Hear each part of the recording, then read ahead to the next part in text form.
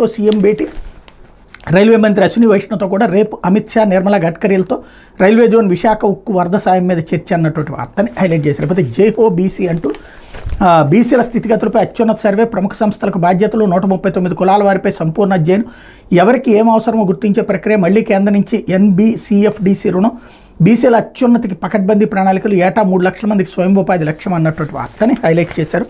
బీసీలకు సంబంధించి సర్వే చేసి అందరికీ బాగు చేయబోతున్నారు అన్నటువంటి కోణాన్ని ఇక్కడ టచ్ చేశారు. అయితే తమిళనాడు సిద్ధులు ఋషుల నిలయం, సనాతన ధర్మంపై ఉప ముఖ్యమంత్రి పవన్ కళ్యాణ్ మరోసారి స్పందించారు. తమిళనాడు సిద్ధులు ఋషులకు నిలయమని తెలిపారు.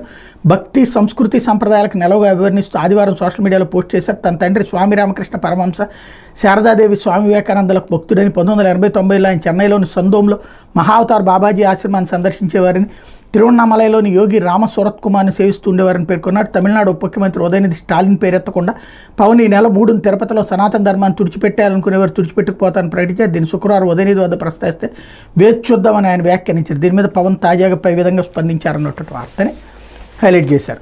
ఇది దినపత్రిక.